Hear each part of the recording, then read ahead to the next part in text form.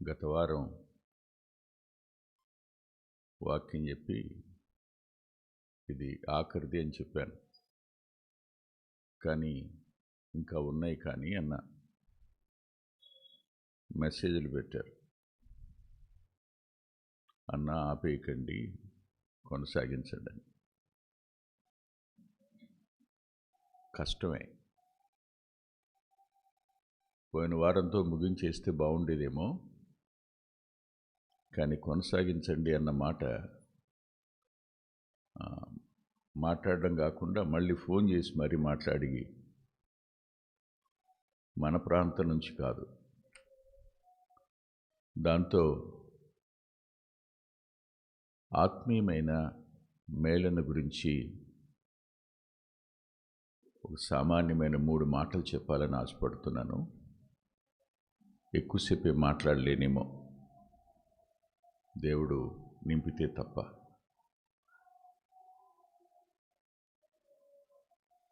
విస్తారమైన ప్రయాణాలు, మానసికమైన తీవ్ర పోరాటాలు, పరిస్థితుల నడుమ దేవుని కోసం నిలబడిన ప్రతిసారి ఆయన కనపరుస్తున్న కృప తప్ప ఇంకేమీ కనిపించడం లేదు. ఇందాక ముల్లర్ గారు మాట్లాడుతూ ఎవరు దేవుని సంబంధులు, ఎవరు అపవాది సంబంధులు. యోహాన్ గారు తన మొదటి పత్రిక రాయడానికి కారణం అది. ఎవరు దేవుని పిల్లలు, ఎవరు అపవాది పిల్లలు, దానిని డిస్టింగ్విష్ చేయటం కోసం రాసిన పత్రిక అది.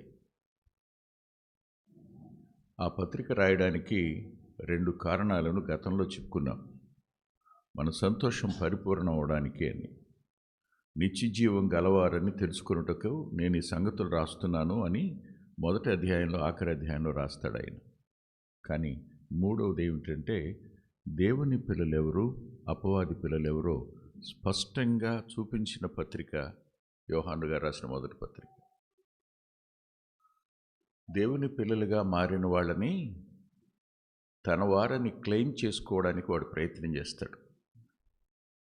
సహజంగా నేను ఎప్పుడు డెమనాలజీని ముట్టుకోను.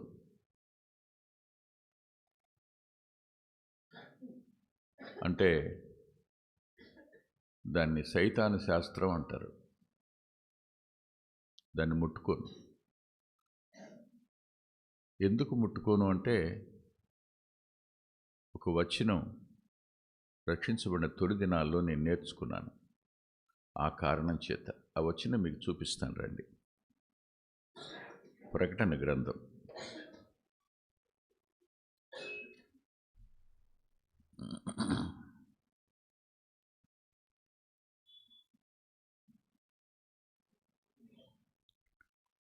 2వ అధ్యాయం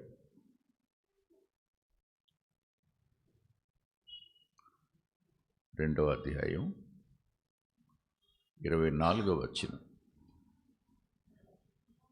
అయితే తుయతైరాలో కడమవారైన మీతో, అనగా ఈ బోధను అంగీకరింపక సాతాను యొక్క గూఢమైన సంగతులను ఎరుగమని చెప్పుకున్న వారితో నేను చెప్పున్నదేమనగా, మీపైని మరి ఏ భారము పెట్టను. చాలామంది అపవాది యొక్క అనేక విషయాలను తరచి పరిశోధన చేసి చివరికి విపరీతమైన దెబ్బతిన్న వాళ్ళు నాకు తెలుసు. ఈ డెమనాలజీ గురించి ఆలోచించి వాళ్ళు ఏ స్థాయికి వెళ్ళిపోయారు అంటే చెప్పడానికి వల్లపడదు. వాడికే మారు మనసు ఇస్తే అసలు సమస్య ఉండదు కదా అని స్థాయికి వెళ్ళారు. మీకు అర్థమైంది నా మాట? అంటే ఎక్కడే తీసుకుని వెళుతుంది? నెంబర్ 1. నెంబర్ 2, వాళ్ళు ఎంత మంచిగా జీవించారో ప్రారంభంలో, అంతంలో అంత దుఃఖకరంగా వారు మరణించడం చూశాను. అందుకనే మనము సాతాను తంత్రములను ఎరుగని వారము కాము. అది తెలుసు, అంతవరకు చాలు మనకి.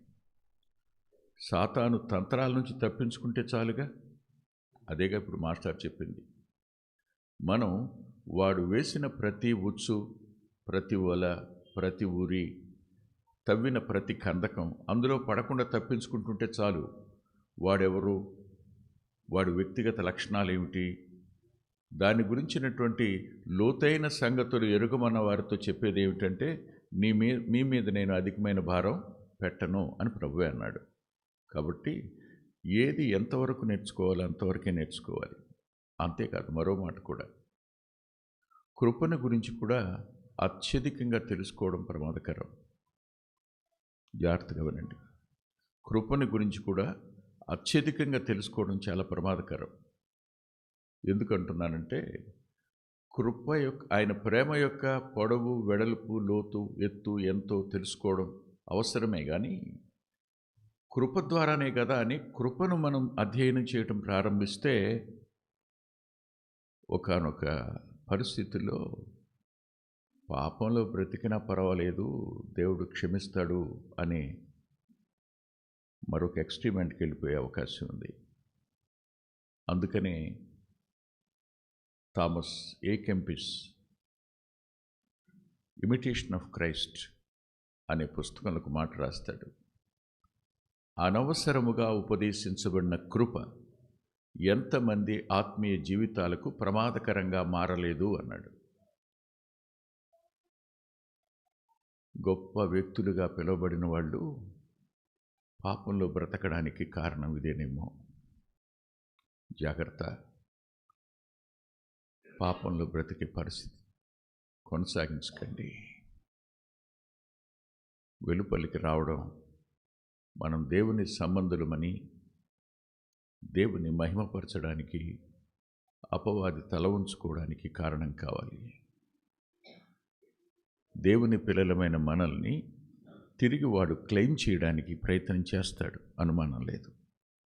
ఈరోజు దేవుని భయం కలిగిన వ్యక్తి దేవుణ్ణి ఘనపరుస్తాడని,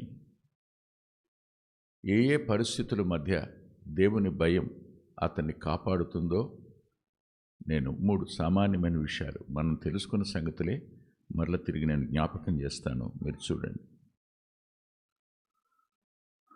34వ కీర్తన.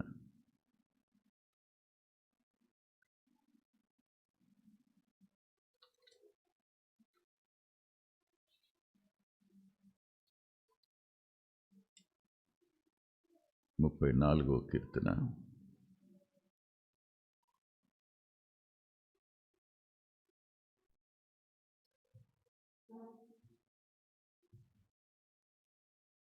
7వ వచనం.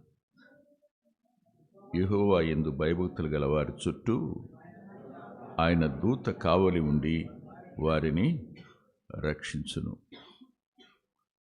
9వ వచనం.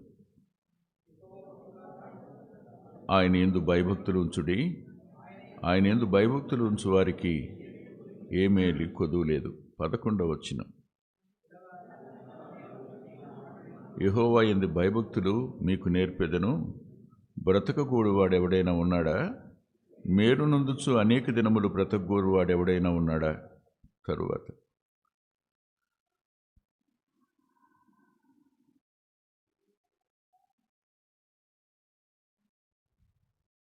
18వ వచనం. విరిగిన హృదయం గలవారికి యెహోవా ఆసనుడు, నలిగిన మనసు కలవారిని ఆయన రక్షించును. నీతిమంతుని కలుగు ఆపదలు అనేకములు, వాటన్నిటిలో నుండి యెహోవా వానిని విడిపించును. ప్రార్థన చేసుకుందాం. ప్రేమగల మా తండ్రి, కృపగలిగిన మా దేవ, యాత్ర రాను రాను భారంగా ఉంది. మీ కాడి సులువే, కానీ మేము ఉన్న ఈ గుడారం, ఈ దేహం బరువుగా ఉంది నాయనా.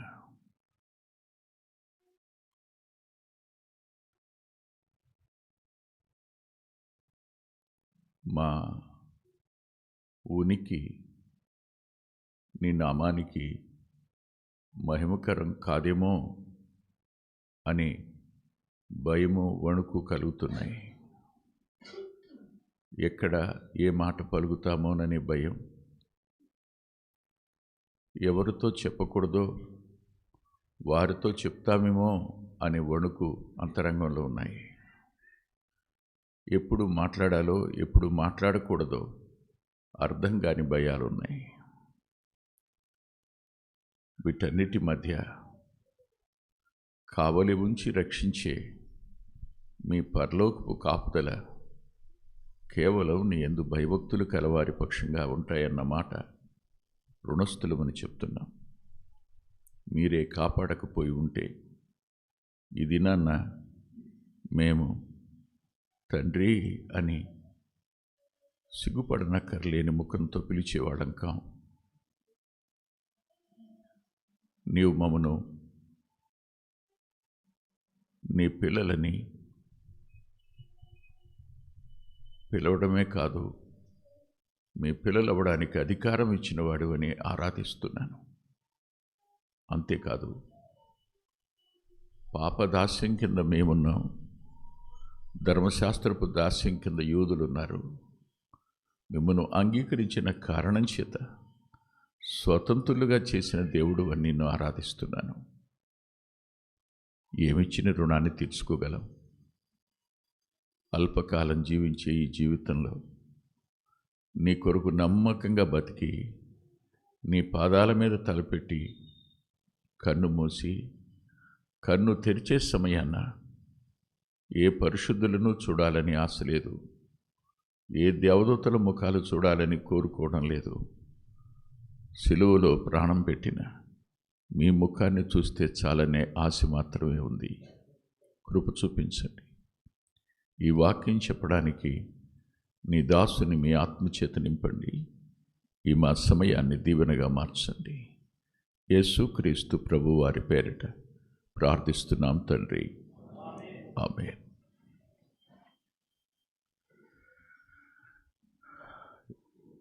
యోబు గ్రంథం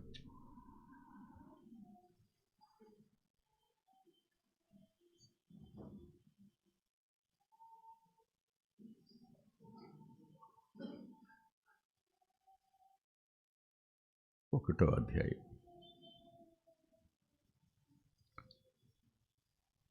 22వ వచనం. ఈ సంగతులలో ఏ విషయమందును, యోబు గ్రంథం 1వ అధ్యాయం 22వ వచనం చదువునాను. యోబు ఏ పాపమును చేయలేదు,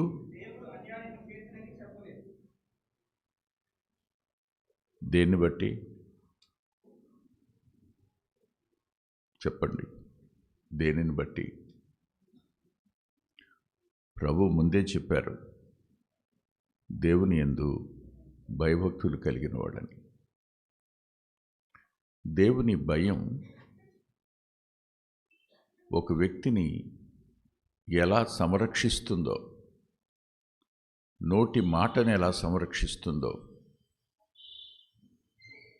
అపవాది ఎదుట దేవుని నామానికి అవమానం కలగకుండా అతన్ని ఎలా భద్రపరుస్తుందో చూపే సందర్భం ఇది. జరిగిన నష్టం చిన్నది కాదు, చాలా తీవ్రమైన నష్టం. ఈ నష్టం జరిగిన తరువాత యోబు ఏమైపోతాడని అపవాది అంచనా వేశాడు. చూడండి 9-10 వచనాలు. అపవాది, యోబు ఊరకయే దేవుని యందు భయభక్తులు కలవాడైనా నీవు అతనికిని అతని ఇంటి వారికిని అతని కలిగిన సమస్తమునకును చుట్టూ కంచె వేసితివి కదా. నీవు అతని చేతి పనిని దీవించుచుండుట చేత అతని ఆస్తి దేశములో బహుగా విస్తరించినది. అయినను నీవిప్పుడు చేయి చాపి అతని కలిగిన సమస్తమును మొత్తినేడల అతడు నీ ముఖము ఎదుటనే దూషించి నిన్ను విడిచిపోవునని అపవాది దేవుని వద్ద యోబును గురించి చేసిన సవాల్ ఇది. గతంలో చాలా బాగుంది బ్రదర్, కానీ ఇప్పుడు ఎందుకనో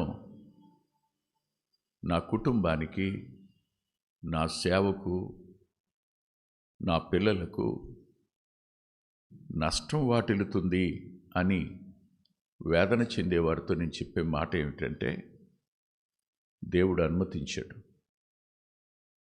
కంచి తీసివేయడానికి.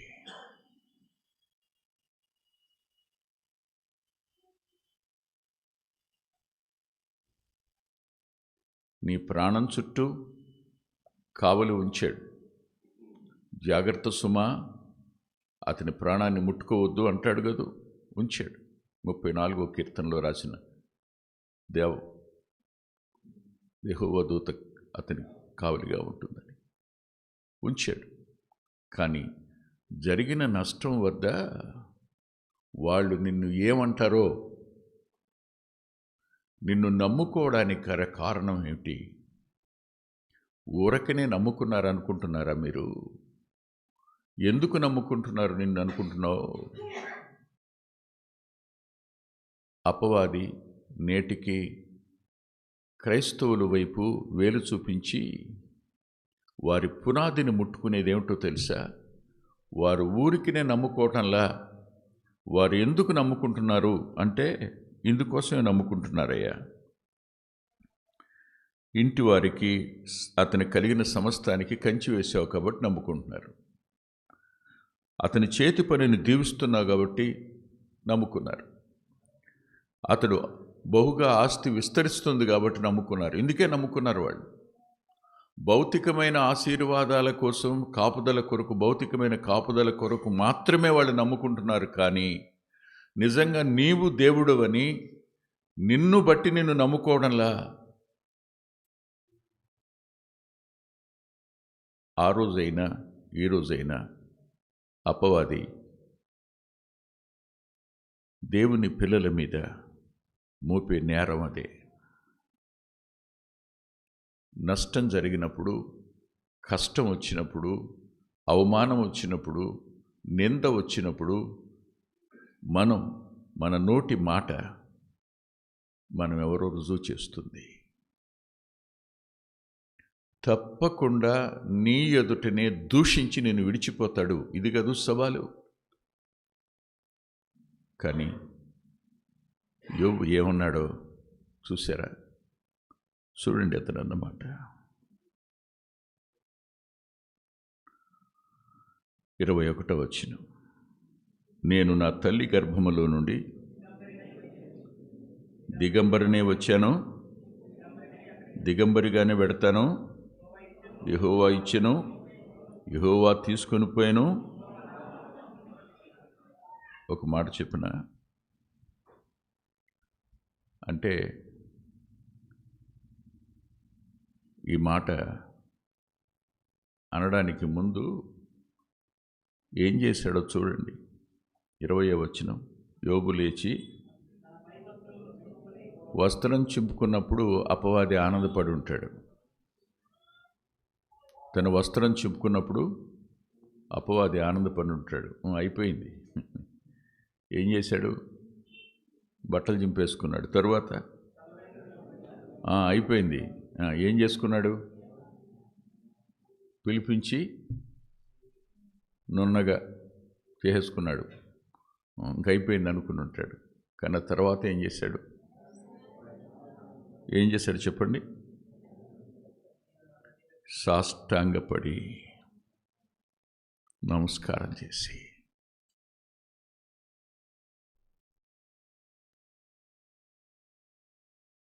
ఎంత నష్టం జరిగిన తరువాత బాధ ఉంది, వస్త్రం చింపుకున్నాడు. కోల్పోయాను, వెంట్రుకలు తీసేశాడు. కానీ సాష్టాంగపడి నమస్కారం చేశాడు.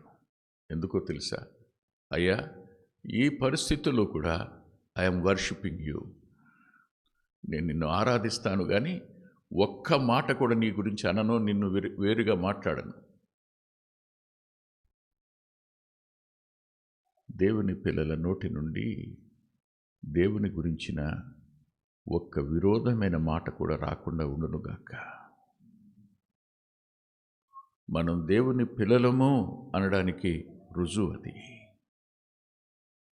మర్చిపోకండి. సాష్టాంగపడి యెహోవా ఇచ్చాడు, యెహోవాయే. వెంకటరత్నం అనేవాడు పుట్టినప్పుడు ఎవరున్నారు వాడికి?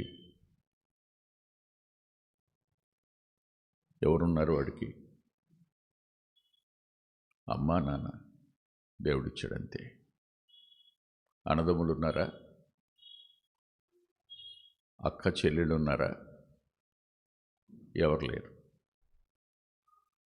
కానీ ఈ రోజున పిల్లలున్నారు, సహవాసాలున్నాయి, సేవకులున్నారు. కానీ ఒకానొక రోజున అందరూ విడిచి వెళ్ళిపోతారు. అప్పుడు ఈ మాట వెంకటరత్నం పలకగలడా? మనల్ని ప్రేమించిన వారు మన నుండి దూరం చేయడానికి అపవాది ప్రయత్నం చేస్తాడు. మన మీద సదాభిప్రాయం కలిగిన వాళ్ళని విషంతో నింపి దూరం చేస్తాడు. అప్పుడు ఈ మాట పలకగలమా?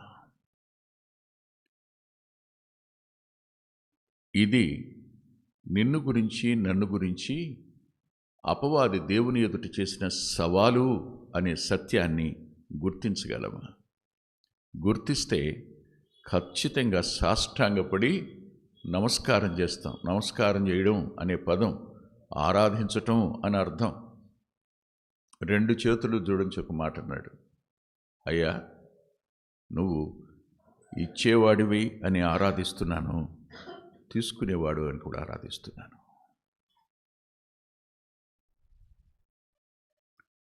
అబ్రహాముకి ఇచ్చాడు, అబ్రహాం దగ్గర నుంచి తిరిగి తీసుకున్నాడు. కానీ తిరిగి ఇచ్చేయలేదా? ఏ వ్యక్తికైనా దేవుని యొక్క వ్యక్తిత్వం అర్థమైతే ఆయన అనుమతించిన ప్రతి దాని వెనక మన కోసం ఆయన సంకల్పం, ఆయన ఆలోచన, ఆయన కాపుదల ఉన్నాయి అని గుర్తించకుండా ఉండలేడు. దేవుని భయం యోబులో ఏ స్థాయిలో ఉంది అంటే 10 మందిని పాతిపెట్టుకున్నా భయం పాతిపెట్టబడలా. చరాస్తి మొత్తం పోయినా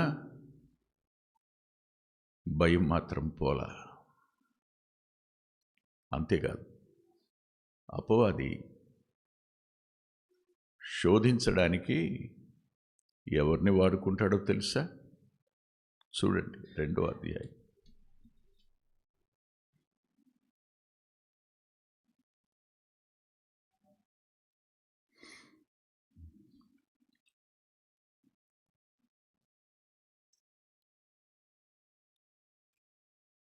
ఏడవ వచనం చదువుకుందాం.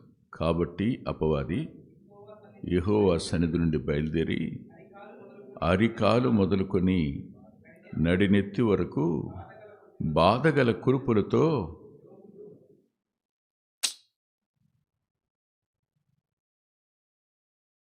అడిగాడు. వాడు భలే సమర్థించుకుంటాడు తెలుసా మీకు?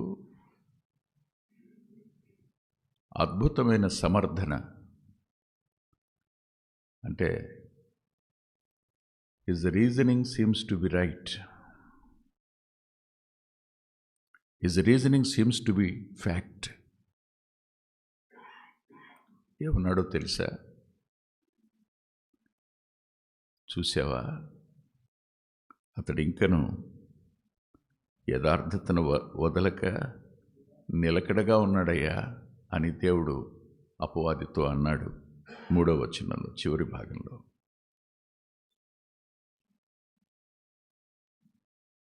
అతనిని పాడు చేయుటకు నీవు నన్ను ప్రేరేపించినను అతడు ఇంకనూ తన యథార్థతను వదలకు నిలకడగా ఉన్నాడు. దేవుడిచ్చిన సాక్ష్యం ఏమిటి? దేవుని భయం అనేది ఒక వ్యక్తిని యథార్థతలో కొనసాగేటట్టు, యథార్థతలో నిలకడగా ఉండేటట్టుగా చేస్తుంది.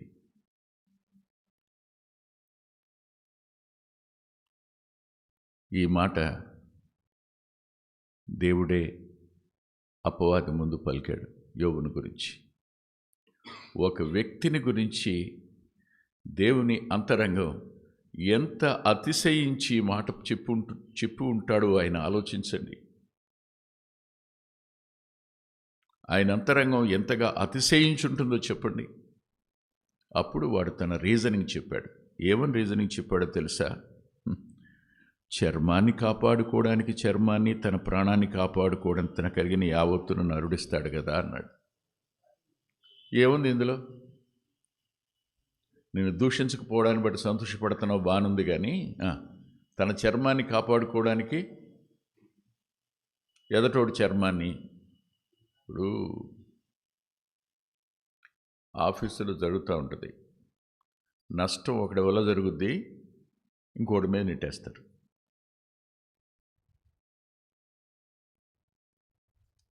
దానికి మీరు బాధ్యులు కారు, కానీ మీరు కూడా వెళ్ళారు ఆ టైంలో అక్కడికి, అది నేను ఎత్తి మీదకి వచ్చేసింది.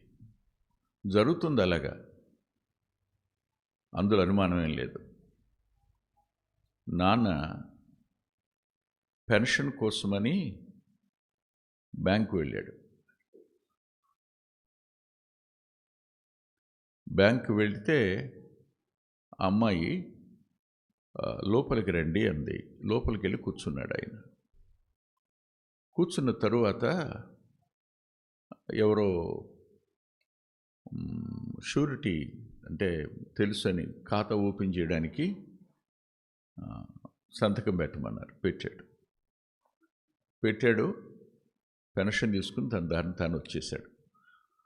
వచ్చేసిన తరువాత కరెక్ట్గా 3 రోజులకి పోలీసులు ఇంటికి వచ్చారు.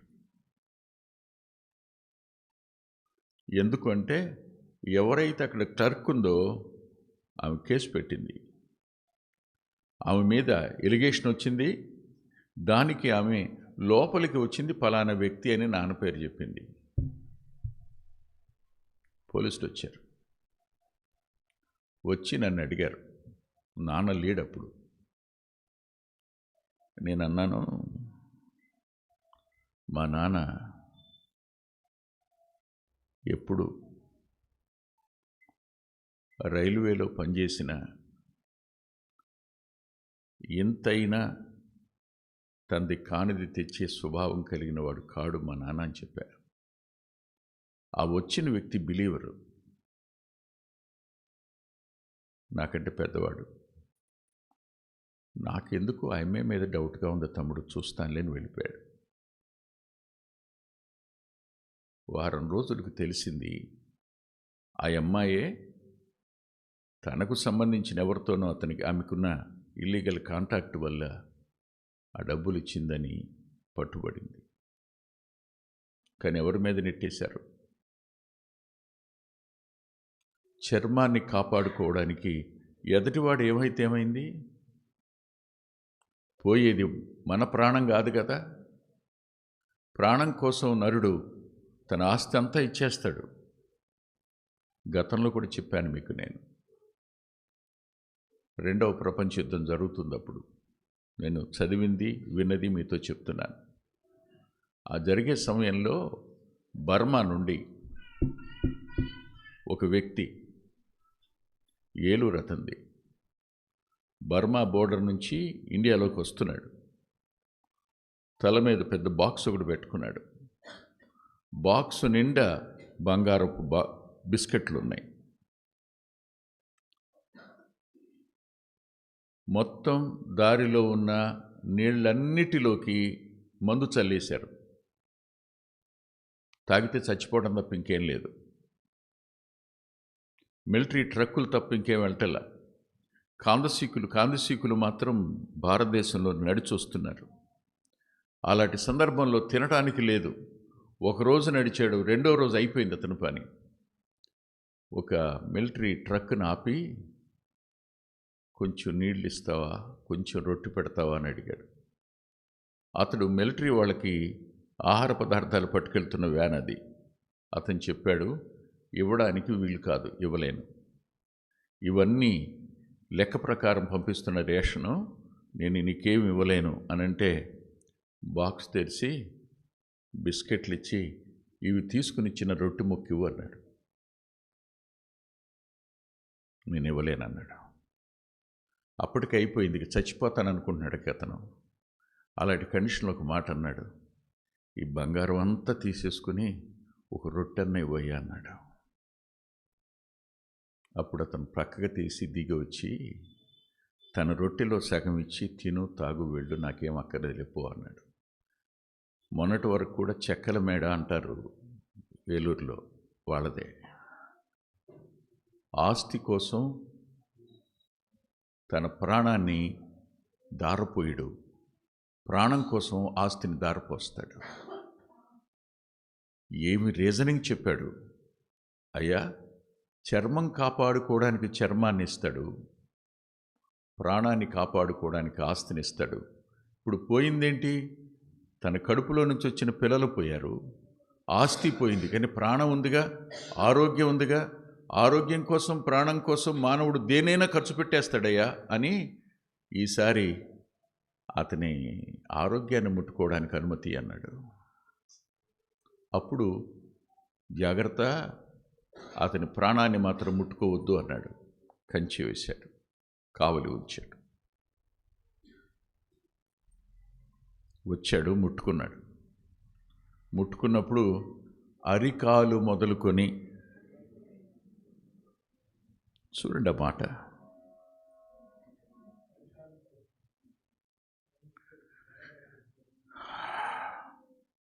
అరికాలు మొదలుకొని నడినెత్తి వరకు కురుపులు వేరు, బాధగల కురుపులు వేరు. కురుపులు రావచ్చు, వాటి వల్ల ఏ నొప్పి లేకపోతే ఏముంది, చూసి అరే రే పొక్కులు వచ్చినాయి అనుకుంటాం. కానీ ప్రతి పొక్కు బాధ పెడితే, ప్రతి కురుపు బాధని సలుపును పెడితే హూ విల్ బేర్? ఎవడు తట్టుకోగలుగుతాడు? అంటే కళ్ళ ముందు నాన్నాన్ని పిలిచే పిల్లల్ని లేకుండా చేశాడు, ఆస్తిపరుడు అని చెప్పే ఆస్తి అంతా లేకుండా చేశాడు. ఇప్పుడు దేహానికి తట్టుకోలేనంత, ఊర్చుకోలేనంత నొప్పిని కలుగు చేసి ఇప్పుడే ఉంటాడో చూడు అన్నాడు. అప్పుడు యోబు ఏమనలా, సైలెంట్, నిశ్శబ్దంగా ఉన్నాడు, మౌనం దాల్చాడు. మౌనం దాల్చినప్పుడు మీరు ఒకటి గుర్తుపెట్టుకోండి, యోబు భార్య అపవాది సంబంధి కాదు. యోబు భార్య అపవాది సంబంధి కాదు, కానీ ఏర్పరచబడిన వారిని సహితం మోసగించగలిగిన వాడు. అవును, వీరిద్దరి మధ్య ఒక అద్భుతమైన ఓ లక్షణాన్ని బట్టి ఇంతటి శ్రమ వచ్చిందన్న సత్యం ఎవరికి తెలుసు? దేవునికి, అపవాదికి మాత్రమే తెలుసు, యథార్థతను బట్టి వచ్చిందని. కానీ ఈమెకి ఎలా తెలిసింది? అరే, స్నేహితులకు తెలియలేదు కదా, ఈమెకి ఎలా తెలిసింది? ఈమె వచ్చి ఏముందో తెలుసా? చూడండి, నీవు ఇంకను 9వ వచనం, నీవు ఇంకను ఏముంది? నా పిల్లలు చావడానికి నీ యథార్థతే కారణమయ్యా. 10 మందిని గురించి నేను వాళ్ళ శోకం పెట్టడానికి నీ యథార్థతే కారణం. ఏం భక్తిరా మీ భక్తి! ఇంత నష్టం జరుగుతుంటే ఏం భక్తిరా అని అన్నప్పుడు ఎవరి గుండెల్లోకైనా కత్తి దూసుకుపోయినట్టు అనిపించదా? Is it not true? నీ యథార్థత వల్లేనే నేను పిల్లల్ని కోల్పోయాను, 10 మందిని కన్నాను, పాలిచ్చి పెంచాను, నీ యథార్థత వల్ల అంది. ఎవరిని వాడుకుంది? ఆయన భలే చక్కగా మాట్లాడతాడు.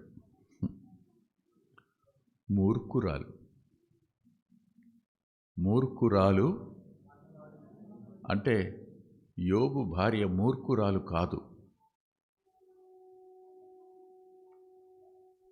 మూర్ఖత్వానికి వ్యతిరేక పదం ఏమిటో చెప్తారా మీరు? చెప్పండి. జ్ఞానవంతురాలని. అపవాది జ్ఞానవంతుణ్ణి మూర్ఖునిగా మార్చి యథార్థవంతుని మీద పోరాడేటట్టుగా చేస్తాడు వాడు. అది అపవాది తంత్రం. తన పిల్లల కోసం బలర్పించిన వాడు తన భార్య కోసం బలర్పించాడా? మాట్లాడరే? లేదుగా. అంటే అర్థం ఏంటి? She is holy, she was holy, she was faithful, she was wise even. ఆయన గురించి తక్కువగా మాట్లాడొద్దు. కానీ మన స్పౌస్, మన పాలిభాగస్థుడు పాలిభాగస్థురాలిని తనకు సాధనంగా వాడుకుని నీ మీద వాడు దాడి చేస్తాడు. దేవుని భయం మౌనం వహించడానికి కారణమవుతుంది. దేవుని భయం ఆరాధించడానికి కారణమవుతుంది. దేవుని భయం మౌనం వహించడానికి కారణమవుతుంది. దేవుని భయం కింద రాస్తాడు చూడండి, ఎంత చక్కటి మాట అంటాడు. మూర్ఖురాలు మాట్లాడుచున్నట్టు నువ్వు మాట్లాడుచున్నావు, మనము దేవుని వలన మేలు అనుభవించుదుమా, కీడును మనము అనుభవింప తగదా?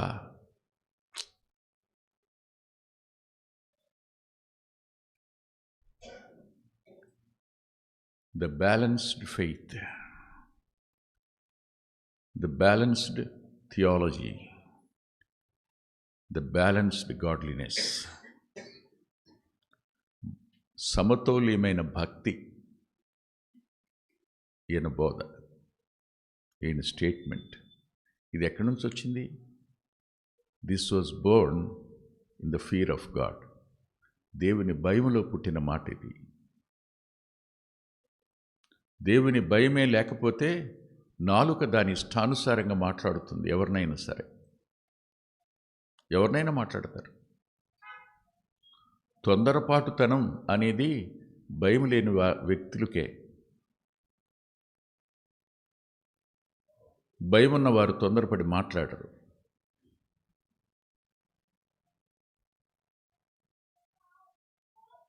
ఇప్పుడు మరో మాట చెప్పి ఇక్కడి నుంచి ఒక్కడికి ముందుకు వెళ్ళిపోదాం. దయచేసి యోబు గ్రంథం 2వ అధ్యాయం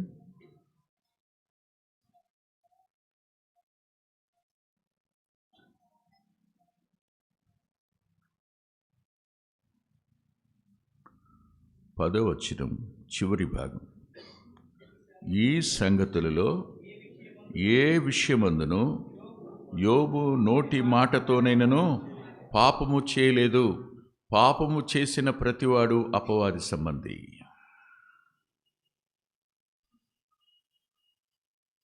By godly fear he proved that he is the son of God. నేను దేవుని సంతానం అనే సత్యం దేవుని భయంతో రుజువుపరిచినవాడు యోబు. ఇది ఆత్మీయమైన మేలు కాదా? మన నోటి మాట దేవుణ్ణి అవమానపరిచేది. రెండోసారి సవాల్ చేశాడుగా.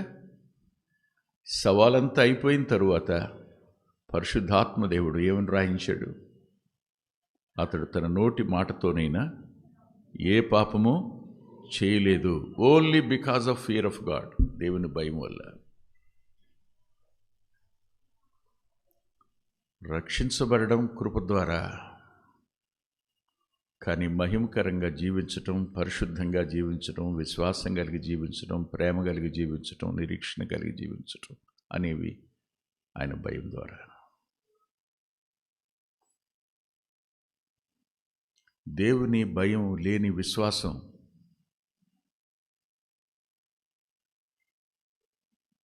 ఫలవంతమైంది కాదు. దేవుని భయం లేని దేవుని ఎడల ప్రేమ విజయవంతమైంది కాదు. దేవుని భయం లేని నిరీక్షణ సఫలం కాదు.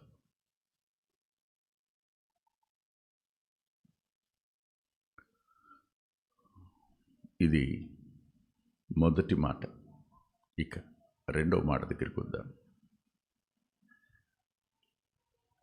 రెండవ మాట దగ్గరికి వస్తే,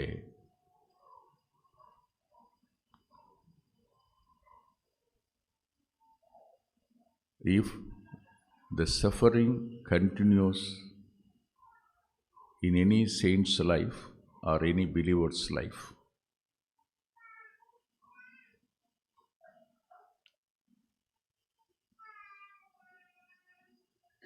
ఏం జరుగుతుంది? ఏ వ్యక్తి జీవితంలోనైనా శ్రమ కొనసాగుతూ ఉంటే ఆగకుండా, సంవత్సరాలు గడుస్తున్న పరిస్థితి అలాగే ఉంటే, హూ కెన్ బేర్? యోబు దగ్గరికి స్నేహితులు వచ్చారు, కానీ స్నేహితులతో యోబు తన మాట కలపల.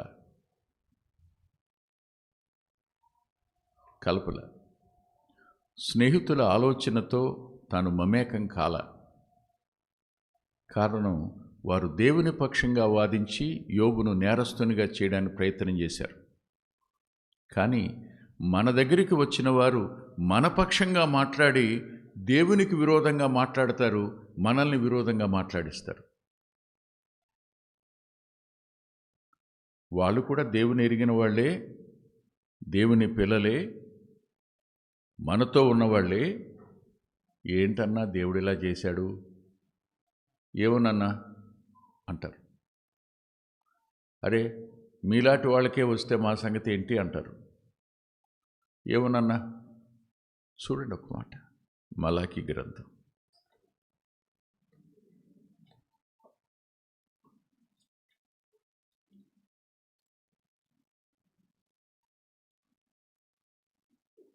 3వ అధ్యాయం 14వ వచనం. నన్ను అందరినీ తీని. మలాకి గ్రంథం 3:14. దేవుని సేవ చేయుట నిష్ఫలమనియు, ఆయన ఆజ్ఞలను గైకొని సైన్యములకు అధిపతికి యెహోవా సన్నిధిని మనము దుఃఖాక్రాంతులుగా తిరుగుట వలన ప్రయోజనమేమనియు. 15వ వచనం. గర్విష్ఠులు ధనులగుదరనియో, యెహోవాను శోధించు దుర్మార్గులు వర్ధిల్లుదురనియో, వారు సంరక్షణ పొందుదురనియో. ఎక్కడికి వస్తారు? ఏ కంక్లూషన్కి వస్తారు? మనకేమో ఈ కష్టాలా? వాడు చూడండి ఎన్ని మోసాలు చేశాడు, ఎంతమందిని దూరం చేశాడు, ఎన్ని అబద్ధాలు ఆడాడు, ఎంత కపటంగా ప్రవర్తించాడు, ఎంత మోసంగా ప్రవర్తించాడు అనరా? ఇప్పుడు మీతోనూ బాగానే ఉంటున్నాడు, వాళ్ళతోనూ బాగానే ఉంటున్నాడు.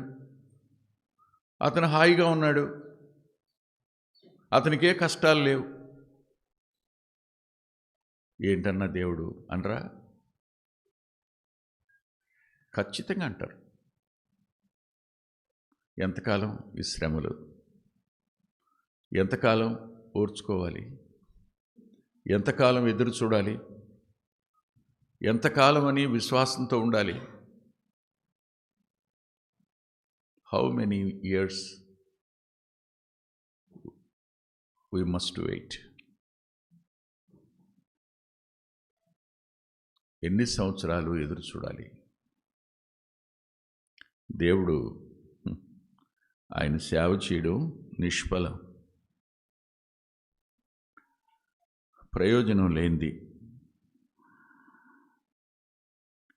గర్విష్ఠులు ధన్యులు,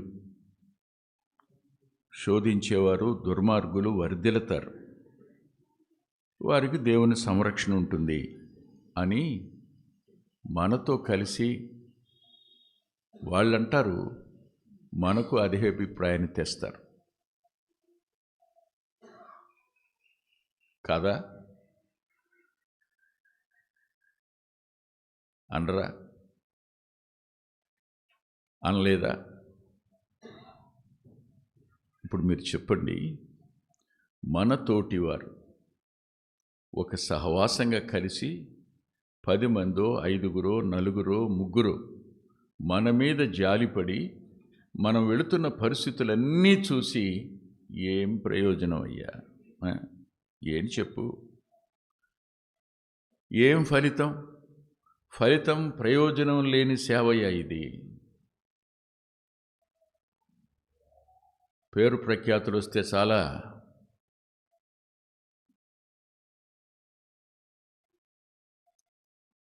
ఏం ప్రయోజనం అని చెప్పు, ఏం ఫలితం ఉందో చెప్పు అని వాళ్ళు భలే అద్భుతంగా, ఊహించని విధంగా వాడు తన పన్నుగడను మన అంతరంగంలోనికి చొప్పిస్తాడు. మన మనసులను చెరపట్టే ప్రయత్నం ఇది, మన ఆలోచనలను చెరపట్టే ప్రయత్నం ఇది. మన అభిప్రాయాలను మార్చేసి నూతనమైన అభిప్రాయాన్ని దేవుని ఎడల, దేవుని పని ఎడల కలుగు చేసేటువంటి అపవాది యొక్క తంత్రం ఇది. ఒక ప్రశ్న అడుగుతాను, is it Venkataratnam is eligible to serve the lord? Venkataratnam అనేవాడు దేవుని పని చేయడానికి అర్హుడా? వాక్యం తెలుసా?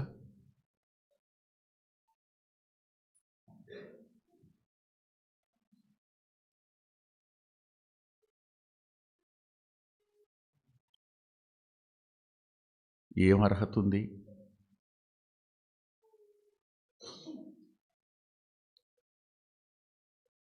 దేవుడు ఎవరిని పిలిచాడు?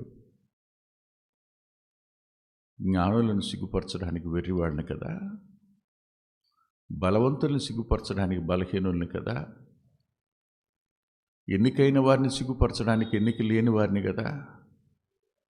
ఈ రెండో జాబితాలోనికే కదా వాడు వస్తాడు.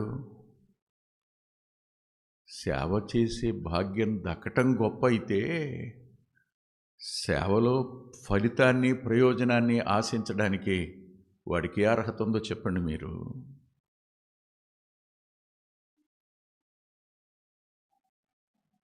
చెప్పండి.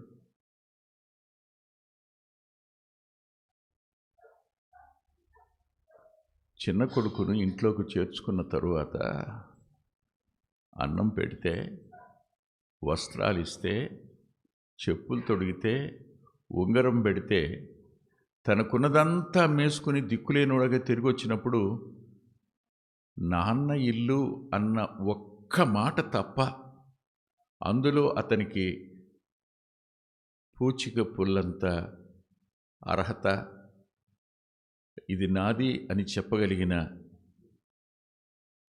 హక్కు ఉన్నాయా? లేవే. ఈ వస్త్రాలు దయ, చెప్పులు దయే, ఉంగరం దయే. How can we claim? మనం ఎలా, ఏ రీతిగా ఆయన దగ్గర కోరగలం, ఆశించగలం? మీరే చెప్పండి. ఎంత సమర్థవంతంగా మన మనసులను వాడు ఆక్రమించేసుకుంటాడు. మీరింత మంచిగా బ్రతికేంటి ప్రయోజనం?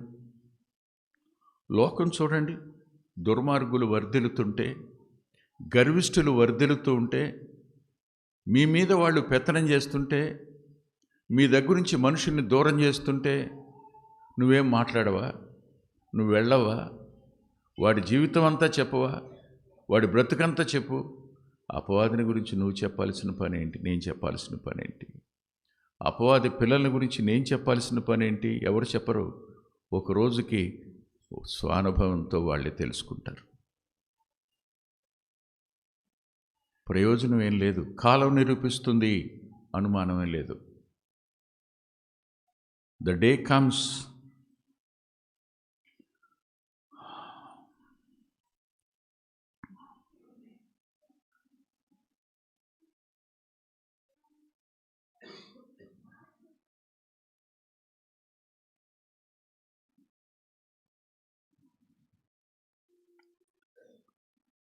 పదహారు 17 వచనాలు చూడండి. అప్పుడు ఒకరితో ఒకరు మాట్లాడుకునిచుండగా, ఇక్కడ ఒక వచనాన్ని నేను మీతో చూపిస్తాను. దయచేసి మీరు చూడండి. దయచేసి చూడండి. కీర్తన 33.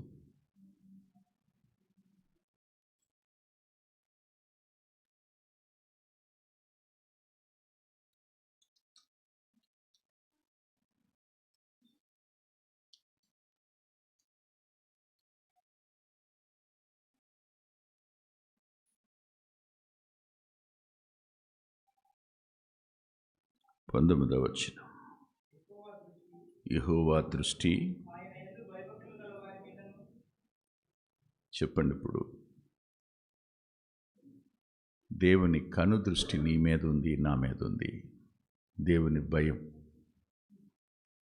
వాళ్ళు వర్ధిల్లుతున్నా, నీకు ఫలితం రాకపోయినా, నీకు ప్రయోజనం కలగకుండా మిగిలిపోయినా, దుర్మార్గులు వర్ధిల్లుతూ తమ ఇష్టానుసారంగా జీవిస్తూ తమ ఆలోచనను తమ ప్రణాళికను కొనసాగించుకుంటూ గొప్పగా వాళ్ళు గెలుస్తూ కనపడుతున్నా, నీవు ఎవరి కనుదృష్టిలో ఉన్నావు? ఎంత కనుదృష్టి పెట్టాడు అంటే, నీ సంభాషణ దగ్గర తన చెవి పెట్టే అంత. దేవుని భయం నిన్ను ఆయన కనుదృష్టిలో నుండి ఎప్పటికీ దూరం చేయలేదు. ఎంతకన్నా ఏమన్నా కావాలా?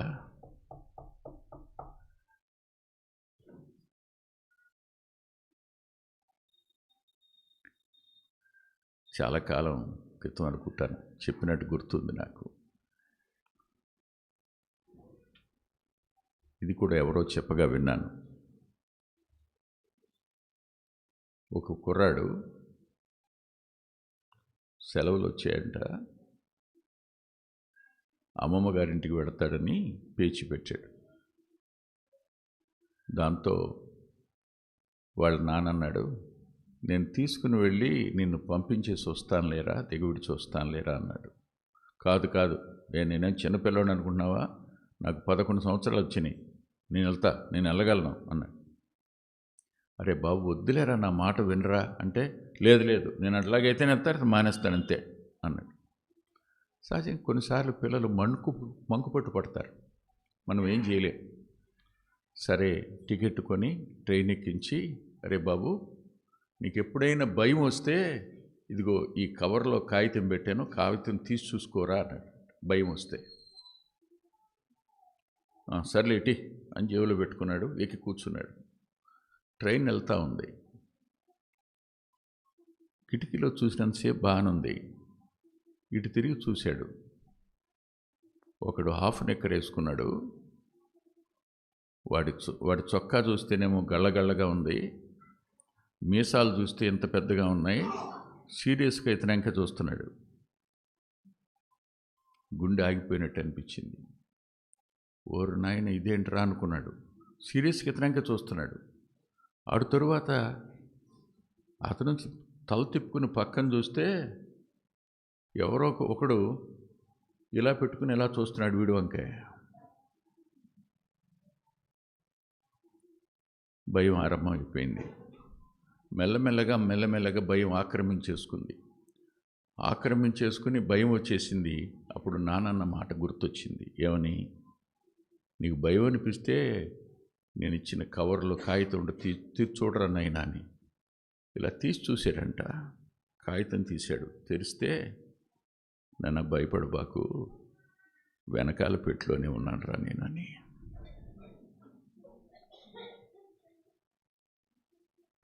In every occasion, in every disappointment, we are in His sight. ఆయన భయాన్ని బట్టి మనం ఆయన కనుదృష్టిలోనే ఉన్నాం. He never leaves us even though we are in unfruitfulness.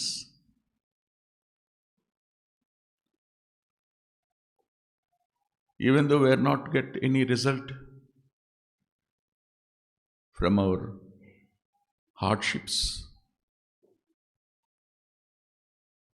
ఇంతకు మించి ఏమన్నా కావాలా? మీరేమన్నా కావాలా?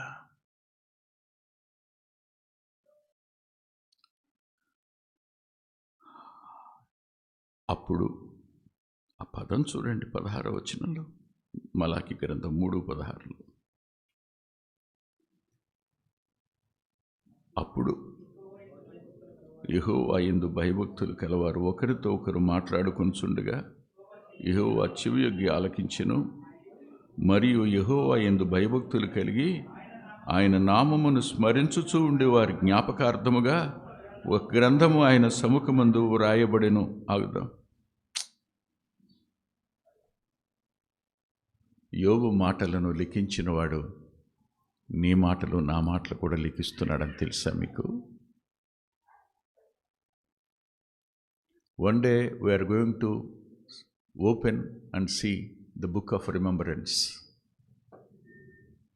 జ్ఞాపకార్థ గ్రంథాన్ని నిత్యత్వానికి వెళ్ళాక తెరుస్తాం.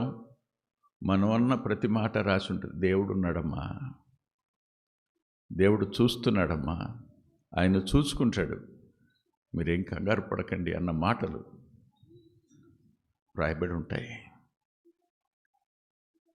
మన మీద దృష్టి ఉంచిన దేవుని చెవికి నువ్వు పలికిన ప్రతి మాట ఓ గ్రంథంలో లిఖితం చేసి ఉంచేవాడు ఆయన. శాశ్వతంగా యుగాల కొరకు రాస్తాడు ఆయన. నిత్యత్వంలో జ్ఞాపకార్థంగా వ్రాసి ఉంచుతాడు ఆయన. చెప్పండి, ఇప్పుడు దేవుని భయం నీకు నాకు ఎంత అద్భుతమైన ఆత్మీయ మేలును చేస్తుందో, లాభాన్ని చేకూరుస్తుందో ఎప్పుడైనా ఊహించారా? ఈ ధైర్యం ఎక్కడి నుంచి వస్తుంది? Even in the midst of డిసీట్ఫుల్నెస్ దేవుడు ఉన్నాడు. ఆయన చూస్తున్నాడు, ఆయనే చూస్తాడు. ఇంకా గొప్ప మాట చెప్పరా నేను? 17వ వచనం చదవండి. నేను నియమింపబో దినము రాగా వారు నావారై నా స్వకీయ సంపాద్యమై ఉందురు. తండ్రి తను సేవించు కుమారుని కనికరించినట్లు నేను వారిని కనికరింతునని సైన్యములకు అధిపతికి యెహోవా సెలవిచ్చుచున్నాడు. ఓ రోజు వస్తుంది, మా ఇద్దరికి మధ్యలో ఒక తండ్రి కొడుకుల మధ్య ఉన్న సంబంధం స్పష్టంగా బయటపడుతుంది.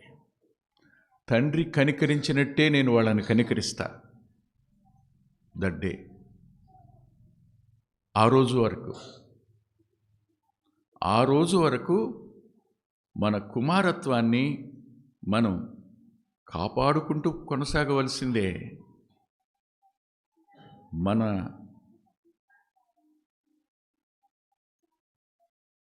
పాలిభాగస్తుడైనా శోధకునిగా చేసిన మన తోటి సేవకులు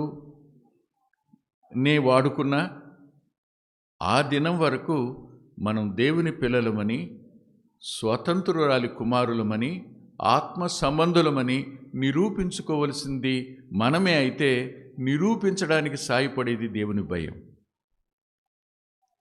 కానీ తర్వాత వచనం చూసారా ఎంత స్పష్టంగా అద్భుతంగా ఉందో చూడండి. 18వ వచనం, అప్పుడు నీతి గలవారెవరో, దుర్మార్గులెవరో, దేవుని సేవించువారెవరో తిరిగి కనుక్కుంటారు. ఇవాళ సహవాసంలో మిక్స్డ్ పీపుల్ ఉంటారు. ఇది మిశ్రిత జనాంగం.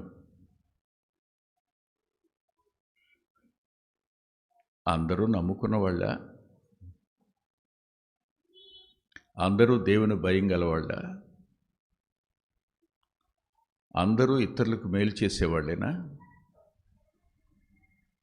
అందరూ ఇతరులను క్షమించగలిగిన వారేనా? అందరూ ఆయన పిల్లలేనా? ఆ పొలంలో గురుగులు గోధుమలు రెండు ఉంటాయి.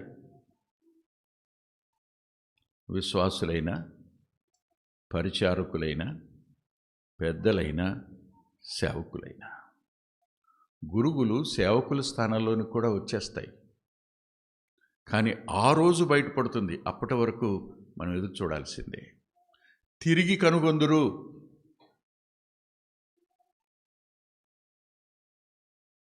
నీ నీతి ఎంతో అప్పుడు రుజువయ్యేది. నీ యథార్థత ఎంతో అప్పుడు రుజువుపరచబడేది. దేవుని ఎడల నీ ప్రేమ ఎంతో అప్పుడు అర్థమయ్యేది. అప్పటిదాకా అర్థం కాదు. ఆ రోజు వరకు ఎంత జాగరూకత కలిగి భయంతో మనం గడపాలి. అందుకే అంటాడు, మీ సొంత రక్షణను వణుకుతోనూ భయముతోనూ పోద్దని కాదు సుమా, అపవాది నోట్లో పడద్దని, వాడు క్లెయిమ్ చేస్తాడని. చూడు, మొన్న అబద్ధం ఆడాడు మావాడే అంటాడు, మొన్న ద్వేషించాడు, ఈ బిలాంగ్స్ టు మీ అంటాడు. అరే, మోషే శవం దగ్గర నిలబడి నా శవం అనలేదా?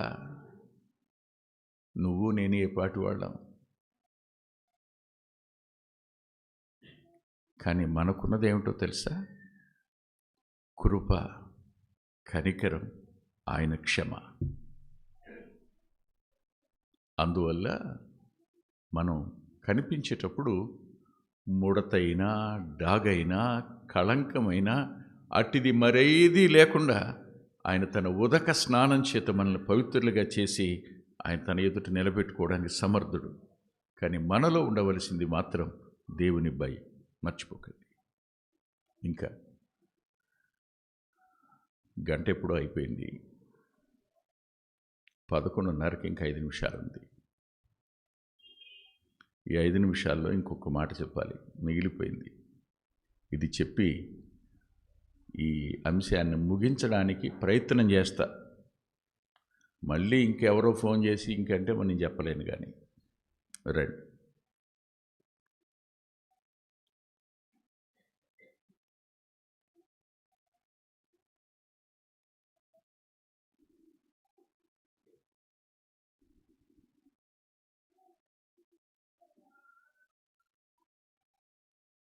యెషయా గ్రంథం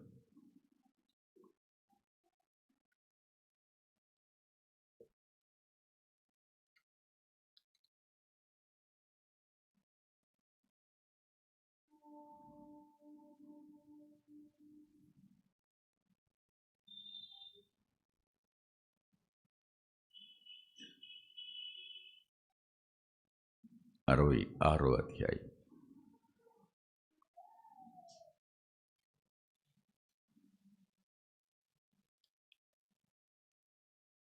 ఐదవ వచనం. యెహోవా వాక్యమునకు భయపడువారలారా, ఆయన మాట వినుడి. మిమ్మును ద్వేషించుచు, ఆగండి,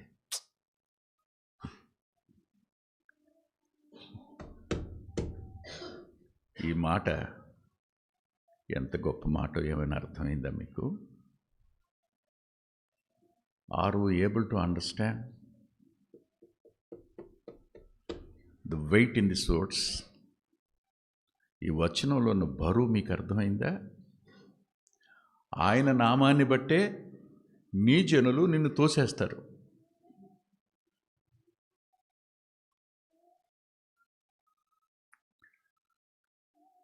భార్య చేత, తోటి పనివారి చేత, నీ వారి చేత ఎంత అద్భుతంగా పోరాడుతున్నాడో గదువాడు! ఎంత చక్కగా తన తంత్రాలను వాడు ప్రవేశపెడుతున్నాడు గమనిస్తున్నారా మీరు? యెహోవా వాక్యానికి భయపడేవారలారా, ఆయన మాట వినండి. అంటే భయపడేవాడికి ఆయన మాట వినే చెవి లేకుండా చేయడం వాడు చేస్తాడు. భయపడేవాడు ఆయన మాట వింటాడు. భయపడేవానికి వాక్యంలో ఆయన స్వరం వినపడుతుంది.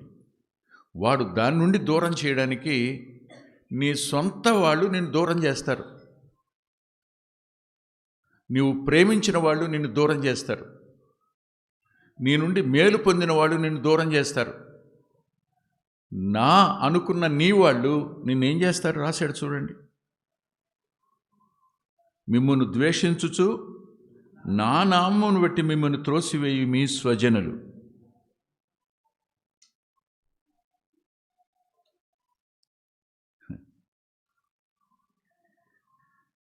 బాధే, దుఃఖమే. అవును, ఇలాంటప్పుడు మన అంతరంగంలోనికి ఏమొస్తుంది చెప్పండి? ఏమొస్తుంది? ఎవరి నామాన్ని బట్టి? ఎవరు వీళ్ళు? మనోళ్ళే, క్రీస్తు రక్త సంబంధులే. కానీ ఏం చేస్తారు? వాళ్ళు తమను తాము ఎక్కువగా ఎంచుకుని నిన్ను చాలా తక్కువ చేసి మాట్లాడతారు. తోసేయడానికి ప్రయత్నం చేస్తారు, దూరం చేస్తారు, బాధ పెడతారు, ఇష్టం వచ్చిన విమర్శలు చేస్తారు కదా. అప్పుడు నీ మనసు ఏమవుతుంది?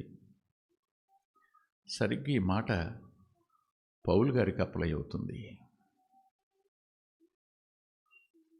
ఆయన అంటాడు, స్వజనుల చేతనైన ఆపదలలోనూ అంటాడు. అన్యజనుల ఆపదలు కాదట, స్వజనుల వలనైన ఆపదల్లో కూడా.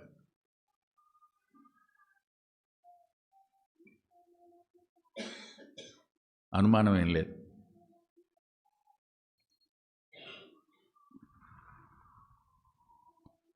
అలాంటప్పుడు ఆయన ఏమన్నాడో తెలుసా? చూడండి, ముగించుకుందాం. కొరింథీయులకు రాసిన 2వ పత్రిక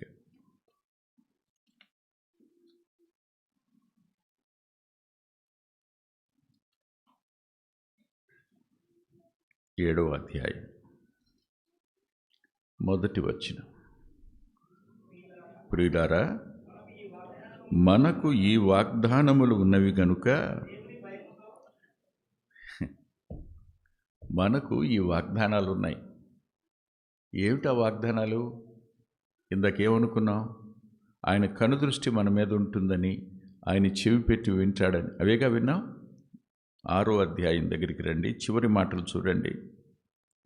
కావున మీరు వారి మధ్య నుండి బయలు వెళ్ళి ప్రత్యేకంగా ఉండండి, అపవిత్రమైన దాన్ని ముట్టకూడని ప్రభు చెప్పుచున్నాడు. మరియు నేను మిమ్మల్ని చేర్చుకుందును, మీకు తండ్రినయ్యుందును, మీరు నాకు కుమార్తెలను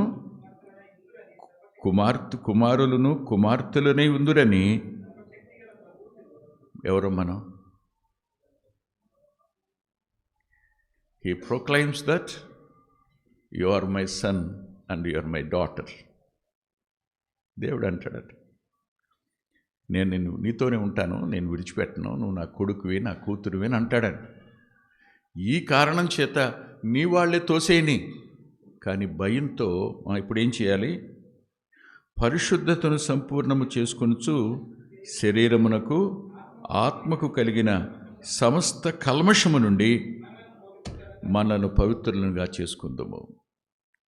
దేవుని భయం వాళ్ళ మీద కక్షనో ద్వేషాన్నో పగనో పెంచుకోకుండా శరీరానికి అంతరంగానికి మనసుకి ఆత్మకు అంటిన మలినాన్ని భయంతో ఆయన పాదాల దగ్గరికి వెళ్ళి వాళ్ళన్న మాటలు వినపడినప్పుడు మనసులో బాధ అయిందయ్యా. వాళ్ళ ప్రవర్తన, వాళ్ళ యుక్తి, వాళ్ళ మోసపూరితమైనటువంటి మాటలు ఇవన్నీ నా దాకా వచ్చినప్పుడు తట్టుకోలేకపోయినానయ్యా. మనసులో బాధపడ్డాను. వాళ్ళని గురించి అంతరంగం లోపల ఏ మనుషులు వీళ్ళు అనుకున్నాను, నన్ను క్షమించు అని మరలా ఆయన పాదాల దగ్గరికి వెళ్ళి ఆయన వాక్యోదకం చేతను పరిశుద్ధాత్మని చేతను పవిత్రపరచబడి ఆ భయం చేత పవిత్రతను సంపూర్ణం చేసుకుందాం అంటాడు. కుమారులము కుమార్తెలంగా ఆయన పరిశుద్ధుడు గనుక మీరును పరిశుద్ధులయుండి అనే మాట దగ్గరికి వచ్చి మనల్ని మనం పవిత్రులంగా చేసుకోవడానికి దేవుని భయం మన అంతరంగంలో పశ్చాత్తాపాన్ని కలుగు చేస్తుంది. ఆయన పాదాల మీద పడి మనం ఆయన పిల్లలం అనడానికి అద్భుతమైన సాక్ష్యాన్ని పవిత్రత పరిశుద్ధత దేవుని భయం వల్ల రుజువుతుంది. తలలు వచ్చండి, ప్రార్థన చేసుకుందాం.